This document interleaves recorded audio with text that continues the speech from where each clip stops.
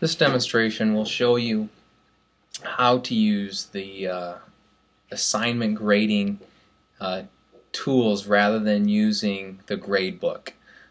Some people are using the grading interface or the gradebook interface by clicking grades and then going in and assigning points to a student's scores here, and that can be really tedious because of how spread out the grade sheet is, and it gets difficult to see which box is pointing to which student and which homework assignment. I think a better way to grade assignments is to use the grading interface that comes as standard in Moodle here.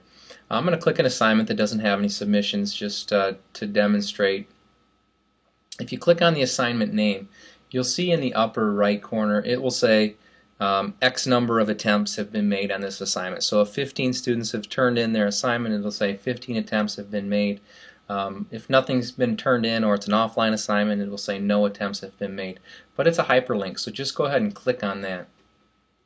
That's going to pull you in here and show you the grading interface. Now I'm going to turn off quick grading really quick to show you how this looks typically. This is the default view, and if I wanted to grade a student's submission, if I click on the grade button, I'll get a pop-up window which will allow me to type in some feedback here, and I can allocate a score to the student, and then I can go ahead and click Save Changes, or I can hit Save and Show Next, and it'll go to the next student.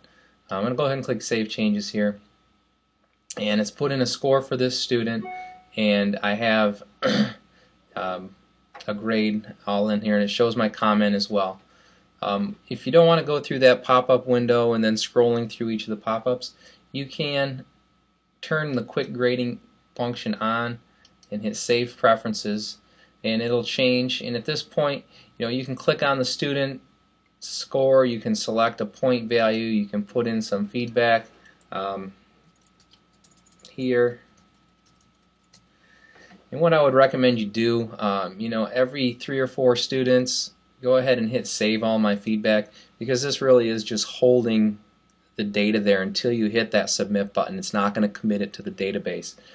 So if you were going through this, and you had 25 out of 30 students done and hadn't hit Save All My Feedback, and the power goes out, or you walk away and get a phone call and you're gone for a while, you could get timed out and you would lose everything that you put in before. So just make sure that you're saving frequently. But that's I think a quicker and faster way to allocate grades rather than to use the big lengthy gradebook interface.